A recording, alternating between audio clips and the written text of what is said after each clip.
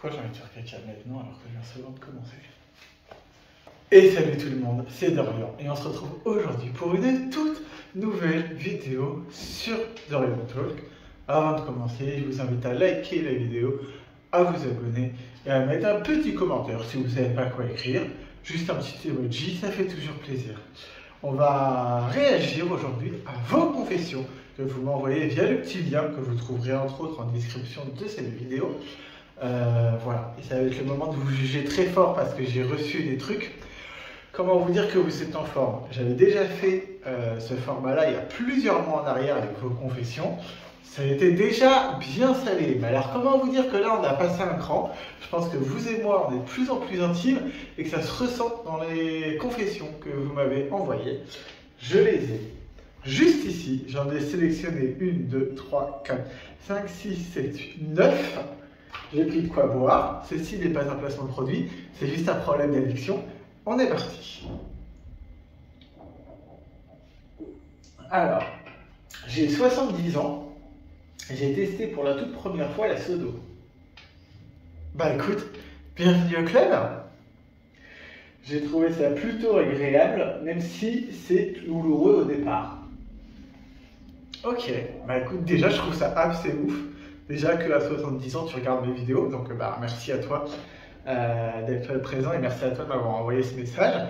Et je trouve ça assez ouf parce qu'on ne parle pas assez de sexualité chez les personnes du 3e âge. Et je trouve ça assez dingue de pouvoir se dire tu es capable de découvrir des choses passé 70 ans. Alors je ne sais pas trop,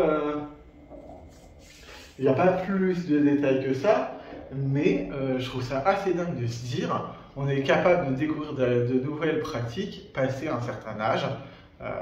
Donc félicitations à toi. Si tu veux avoir moins mal, petit tuto, alors que je suis absolument pas un professionnel, mais comme je débute aussi là-dessus, se détendre, être bien préparé en amont, que ce soit par un petit lavement ou par son partenaire, c'est-à-dire se faire bouffer le fiac, se faire, ça va être classe encore, se faire mettre un doigt ou deux avant.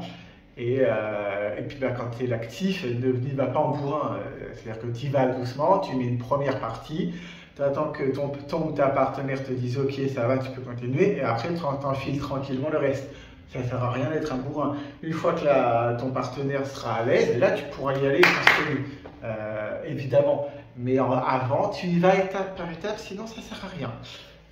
Mais je trouve ça ouf et c'est plutôt bien de pouvoir se dire qu'à 70 ans, tu es capable de découvrir de nouvelles choses. Donc félicitations à toi et merci pour cette petite confession. Et là, il n'y a même pas à juger, je trouve ça génial. Numéro 2. Là par contre on va juger. Je trompe ma femme depuis des années, plusieurs fois par semaine. Pourquoi? Alors moi, il y a plusieurs questions. Est-ce que c'est juste parce que avec ta femme, il n'y a plus rien et du coup tu vas voir ailleurs? Est-ce que c'est parce que c'est pas assez?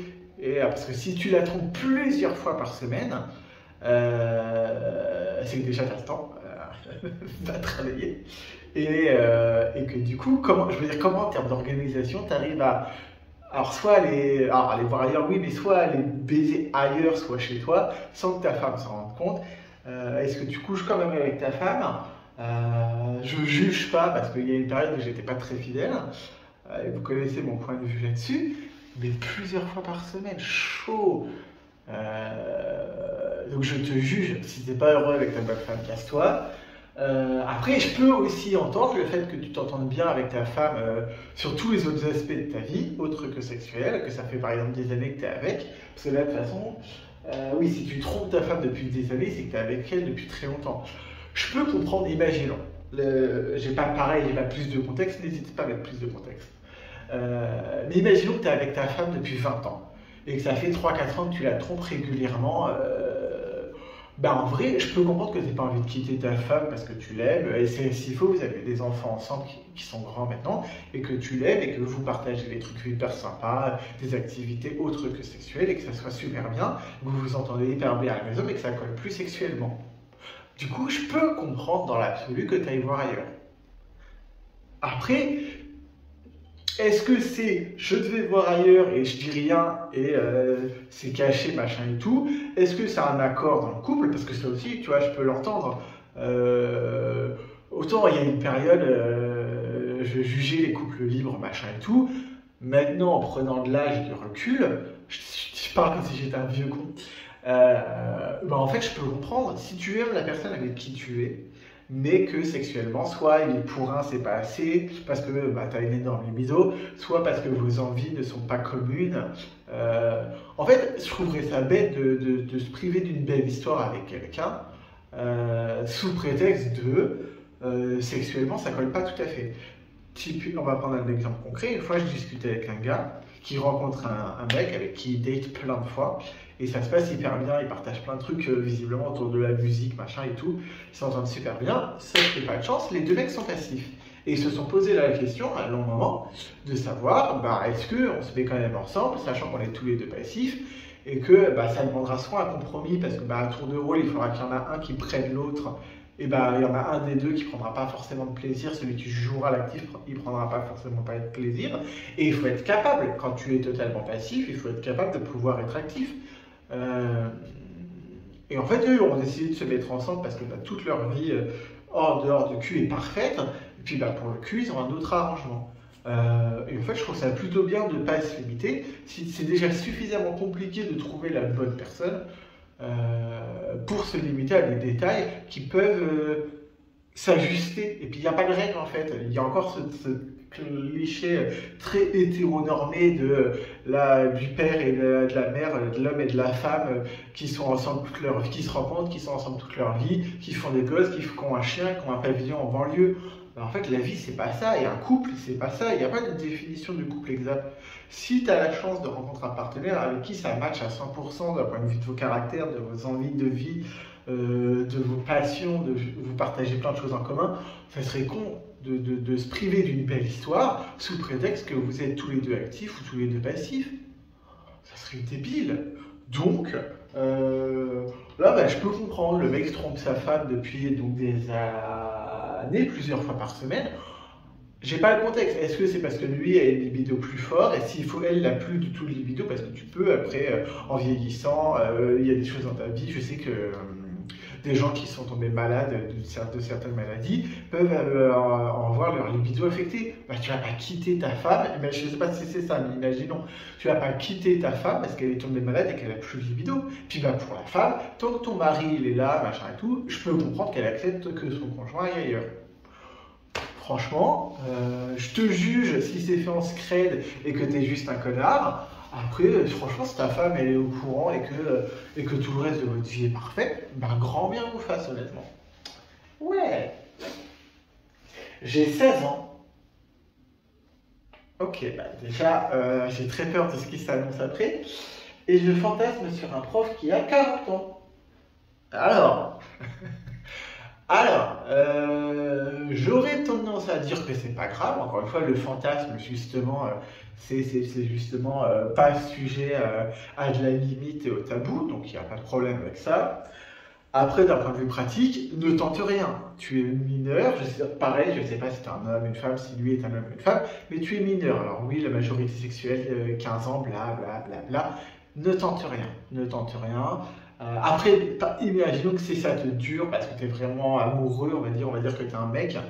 Imaginons que tu sois vraiment amoureux, dans 2 ans, à la limite, si tu seras majeur, pourquoi pas. Mais là, tant que c'est ton prof, et tant que tu es mineur, ne tente rien. Ça serait compliqué les choses, et vis-à-vis de tes parents, ça pourrait être délicat. Lui, vis-à-vis de son boulot et du corps enseignant, ça peut être délicat aussi, parce que 16 ans, 14... 11, 12, 13, 14, donc 3e, seconde. Ah oui, t'es en première, donc t'as encore pas le bac. Ouais, non, donc tente rien. Après, je suis pas choqué du fantasme. Moi-même, quand j'avais 12 ans, je fantasmais sur un de mes professeurs qui, pareil, je pense, il avait peut-être qu'une trentaine d'années. Mais voilà, c'était un beau brun barbu, poilu et tout. Ah, mes goûts n'ont pas tellement changé, même si maintenant, j'aime beaucoup plus de choses et que j'ai une liberté totale. Mes partenaires peuvent être très différents physiquement les uns des autres parce que j'attache plus de plaisir au moment qu'on va partager ensemble qu'un physique, parce que j'aime beaucoup de choses, j'ai un panel de plaisir et d'envie qui est très très large d'un point de vue de ma sexualité. Je m'égare comme toujours. Mais là, toi, à 16 ans, ne tente rien, clairement. Donc c'est ton professeur, passe ton bac. Et si dans 2 ans, tu as toujours un crush pour ce mec-là, là, à la limite, vas-y. Mais là, toi, à 40 ans, tu sais pas vraiment s'il est marié, tu sais pas vraiment s'il est célibataire, et quand bien même il serait célibataire, à partir du moment où c'est ton professeur et que tu es l'élève, pour la globalité du pays, ça sera problématique. Parce qu'il y a l'histoire d'abus de pouvoir, c'est comme un patron avec un employé, ça sera problématique. Si par exemple tu as un crush, imaginons que tu aurais un crush sur ton patron et que tu es son employé, je dis pas que ça n'existe pas, mais d'un point de vue déontologique, il vaut mieux démissionner avant de déclarer sa flamme. Parce que logiquement, déontologiquement parlant, ça interdit quelque chose, le fait qu'il y ait un lien patron-employé. Ça existe, il n'y a pas de problème, mais ça complique le truc. Parce que on est quand même régi par des règles, et qu'un professeur qui se taperait son élève de 16 ans, ça passerait clairement pas. Et lui risquerait certainement sa place parce que ça ferait scandale. Donc, je valide sur le papier, touche-toi autant que tu veux sur ce fantasme-là, il n'y a pas de souci. Je te dis, moi, toutes mes branlettes d'adolescent étaient sur donc mon professeur. En vrai, il y en avait 2, mais un vraiment. Donc, il n'y a pas de souci là-dessus, fais-toi du bien là-dessus, mais ne tente rien de plus, je pense. Voilà! J'adore lire vos confessions. N'hésitez pas à liker, à vous abonner et à mettre un petit commentaire. Océane, 24 ans. J'adore quand mon mec me met des fessées. J'aime qu'il me fasse un peu mal. J'y prends beaucoup de plaisir. Bah alors, on vient plus de lui aux soirées? Voilà ce que ça m'évoque. Non, c'est super cool. Si ton mec est open, ouais c'est ça, j'adore quand mon mec. Si ton mec est open à ça, c'est hyper cool. Et puis après, ça peut tranquillement dévier sur ce qu'on pourrait appeler du BDSM, ce truc un peu soft, où il peut y avoir une espèce de jeu de rôle et tout. Je trouve ça hyper cool. Et encore une fois, je sais pas, là, de toute façon, 24 ans, t'es largement majeur. Il n'y a pas de tabou dans la sexualité. Si vous êtes tous majeurs, allez-y. Je me rends compte que je ne juge pas tellement parce que vos idées, vos confessions sont très soft et très cool. Donc non, là franchement, vas-y. À titre perso, ouais, me prendre une fessée, pas ouf, mettre une fessée, pas ouf. En fait, c'est-à-dire que si je suis dominant, je vais aller beaucoup plus loin que la fessée. Petit coup de cravache, par exemple. Je suis déjà plus sur cette étape-là, moi. Mais je trouve ça super cool. Puis il y a toute cette petite dérive où ça peut tirer sur du BDSM très soft, où ça peut être très cool. Il peut y avoir l'histoire des liens. Tu vois, t'attacher les mains, te bander les yeux. Et en fait, ça peut donner naissance à quelque chose de très sympa. C'est cette petite tendance à tirer sur du BDSM. Donc on valide fortement. Et non, c'est validé. Ado, j'adorais déguiser mon petit frère en fille avec mes vêtements et le maquillage de notre mère. Le pauvre gosse, s'il est devenu homosexuel, non, en vrai, c'est pas si simple, hein. Mais ah, je suis mort de rire. Ah putain. Non, ça, je trouve ça excellent. Après, ce que l'histoire ne dit pas, c'est est-ce que le pauvre petit frère, lui, était consentant de tout ça, ou est-ce qu'il subissait? Mais je trouve ça super drôle d'aller déguiser son petit frère. Genre, c'est la grande sœur qui abuse de ses pouvoirs de grande sœur pour pouvoir déguiser son petit frère en poupée. C'est hyper drôle. Ça, franchement, je trouve ça mignon. Puis tous les jeux un peu d'enfants comme ça que tu as avec tes frères et sœurs, ça fait des super souvenirs quand tu es adulte. Donc je valide de ouf et je trouve ça super mignon. Alors, suivante. J'ai 30 ans, je suis passif et soumis et j'adore qu'on me pète dessus. Qu'on me fasse respirer un peu.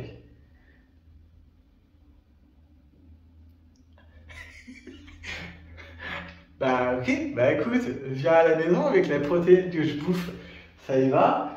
Alors, si je dis pas de bêtises, je crois que c'est une pratique qui s'appelle le rimming ou quelque chose comme ça. Donc, je sais que ça existe. Honnêtement, je comprends pas. Je peux comprendre que un mec qui va être fétichiste des pieds va être excité par l'odeur de la basket de son partenaire ou de sa propre basket. Ok. Honnêtement, j'ai du mal. Après, c'est comme tout, de toute façon, c'est des pulsions et des choses qui ne se contrôlent pas, la sexualité et les fantasmes. C'est ce que je disais tout à l'heure. Honnêtement, je ne comprends pas. Après, je dois avouer que je trouverais ça hyper drôle. Après, bah voilà, moi, mon partenaire me dirait la même chose. Évidemment, pas de souci, je te pèle dessus. Cette phrase est lunaire. Mais ok.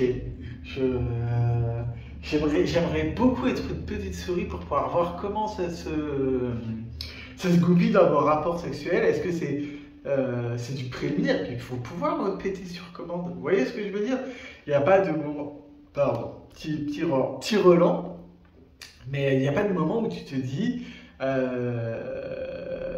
Toi, un mec qui est fétichiste, bah, t'as juste à lui filer tes yeux et le problème il est réglé. Là, un mec qui a le fétichisme du P, c'est déjà plus compliqué parce que tu pètes plus difficilement sur commande. Donc en pratique, en pratique, ça doit être spécial à faire, mais je trouve ça drôle. Après, ouais, il y a plein de trucs, c'est comme tout ce qui est scatophilie, machin, que j'ai déjà pratiqué à une époque lointaine. Je ne prends pas de plaisir sexuel, c'est-à-dire que j'ai pas de direction. Mais si mon partenaire il prend du plaisir, pas de souci. Donc moi demain mon partenaire m'annonce qu'il prend du plaisir donc à se faire péter dessus, hein, globalement c'est ça. Bah ok, pourquoi pas. Mais en mise en pratique, étant donné que c'est pas quelque chose que tu contrôles vraiment, je serais très curieux de voir comment ça se goupille. Voilà. Dites-moi un peu, vous, s'il y a des fétichistes d'épée, je comprends pas. En fait, c'est ce que je dis, c'est pas dans le fantasme que je comprends pas. C'est la mise en pratique du truc. C'est est-ce que tu vas manger un cassoulet tous les jours exprès ou tu vas faire manger à ton partenaire un cassoulet tous les jours exprès pour qu'il ait plus de gaz. Comment tu mets en pratique ce truc-là? Je veux dire, il y a les fantasmes qui sont plus simples à mettre en œuvre que ça. Là, ouais, j'ai du mal à visualiser comment ça peut être mis en pratique, ou alors c'est en suspense et c'est que du hasard. Et du coup, bah, pareil, en termes de plaisir pour toi, ça doit être compliqué. Il faudrait se renseigner plus sur le sujet. Si tu passes par là, je suis curieux d'en savoir plus. Donc, si tu veux me relaisser un message en privé, vas-y, parce que je suis très curieux de voir comment ça se met en pratique. Voilà. Et est-ce qu'il existe, vous pensez qu'il existe des catégories porno là-dessus? S'il existe bien des catégories porno, scato, euro, machin et tout. Donc il doit certainement exister des catégories de porno dédiées au P. Voilà. Je suis circonspect. C'est le cas de le dire. Mais voilà, je suis très pas mitigé. C'est vraiment la question de la pratique qui me questionne, quoi. Voilà. Alors, ça fait 6 ans que je suis avec ma meuf. Et en fouillant dans son tel, j'ai découvert que ça faisait 4 mois qu'elle me trompait. Je ne sais pas quoi faire. Donc c'est un mec qui est avec sa meuf depuis 6 ans et elle a découvert que ça fait 4 mois qu'il est cocu. Bah déjà désolé pour toi. Là visiblement on n'était pas sur un couple libre. Il y a 2 solutions qui s'offrent à toi. Après tu choisis. Soit tu fais genre t'as rien vu. Et puis bah, tu continues ta vie comme si de rien n'était. Soit, il y a 3 solutions. Soit tu fais comme si tu n'avais rien vu et du coup tu vas voir ailleurs aussi. Comme ça, bah, si elle vient te le reprocher, bah, tu lui diras meuf, ça fait 4 mois que tu me trompes, donc j'ai fait pareil. Ou alors il faut la confronter avec le risque que bah, du coup ça sépare le couple. Pas évident. Si vous étiez un couple censé être fidèle, que tu es sûr de toi, parce que là, si tu as fouillé dans ton tel et que tu es capable de me dire que ça fait 4 mois, c'est que tu es sûr de ton coup, moi je la confronterais. Parce que moi, je pars du principe qu'un couple peut continuer d'être heureux en étant un couple libre. Ou alors, soit vous dites on arrête tout. Sauf qu'il y a une perte de confiance à ce moment-là. C'est-à-dire que au moment où tu as dû découvrir que ta copine te trompait, pas cool. Vous remarquerez que je fais aucune allusion au fait que le mec est fouillé dans son téléphone. Ça me choque pas. Honnêtement, ça me choque pas. Et dans l'absolu, si tu n'as rien à cacher, ça ne devrait pas te gêner que ton partenaire fouille dans ton téléphone. Donc ça ne me choque pas. En fait, moi je suis pour la parole libre. C'est-à-dire que si demain je me remettais en couple, j'expliquerai les conditions à mon partenaire en disant j'ai une énorme libido, etc., etc. Et voilà ce que ça engendre d'un côté. Là, si dès le départ, du coup, à partir du moment où tout est clair, il n'y a pas de problème à aller fouiller ou à aller regarder dans le téléphone de l'autre. Ce n'est que mon avis. Là, je sais qu'il y en a certains pour vous, pour qui la vie privée, tout ça. D'ailleurs, dites-moi en commentaire si vous êtes plutôt team, on fouille ou on fouille pas. Je serais très curieux d'avoir votre avis là-dessus. Là, dans ton cas, toi, en fait, c'est ça. C'est soit tu arrives à prendre sur toi et à ne pas lui en parler. Et là, en fait, après, tu fais le choix de je fais comme si de rien n'était et je vais voir où je vais pas voir ailleurs, toi. Parce que est-ce que tu as envie de les baiser ailleurs? Il y a aussi ce truc-là, c'est en termes d'envie. Soit tu te dis, tant pis, je la confronte, et là, soit elle te ment et ça va péter un truc, soit elle avoue, et après, c'est à vous de vous mettre d'accord sur le est-ce qu'on devient couple libre, est-ce qu'on arrête là, est-ce qu'on essaye de on se remet ensemble en arrêtant d'aller voir ailleurs, sachant qu'au niveau de moi là-dessus, j'aurais du mal, parce qu'en termes de confiance, c'est compliqué à partir du moment où vous vous dites que vous êtes fidèle, qu'elle n'a pas été fidèle. Si elle te repromet d'être fidèle, tu ne peux pas être sûr à 100%. Donc, mon avis perso, ça serait je lui en parle et on se transforme en couple libre. Pardon.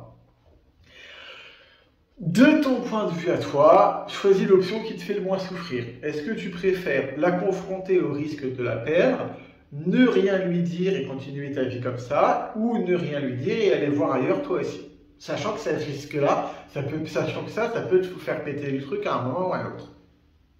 Je te donne les trois options. Moi, la mienne, ça serait de transformer le truc en couple libre, mais il faut en être capable, assumer le truc.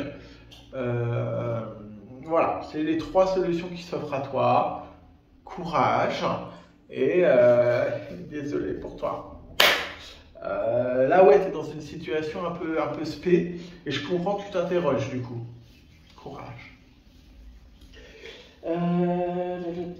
C'est classe ça. J'ai baisé avec ma prof de danse que j'ai croisée dans un sauna par hasard. Là, il y a plein de questions qui me viennent. Est-ce que tu l'as reconnue avant de la baiser? Paraît assez intéressant comme concept.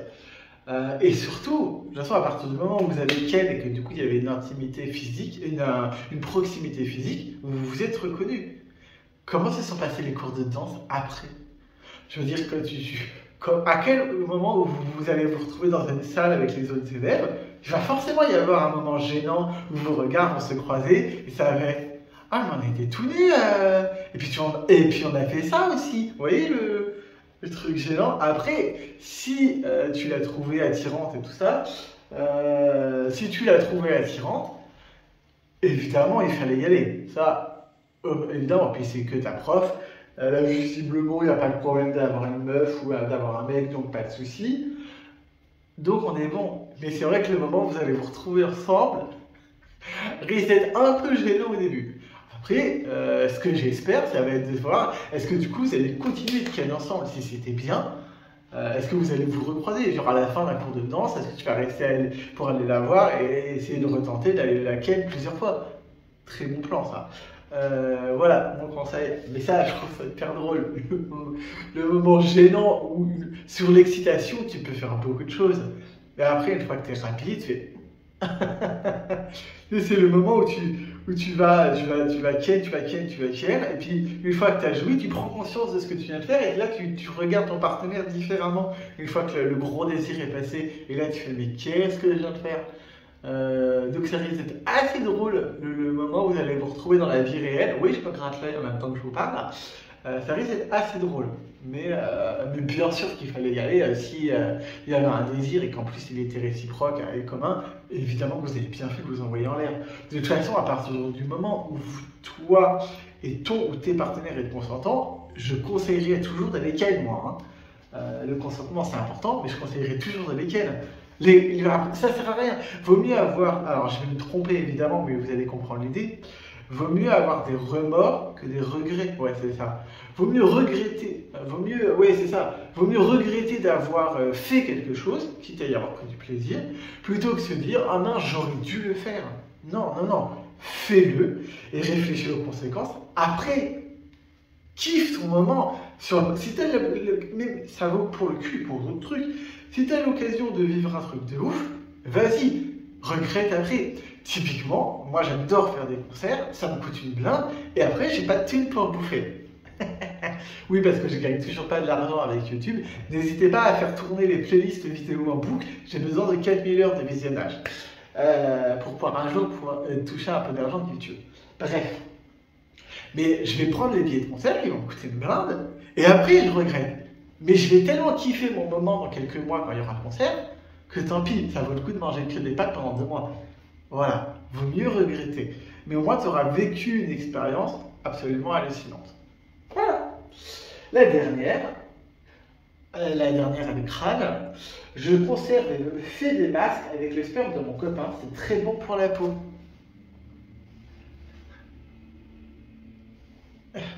Comment ça je conserve ?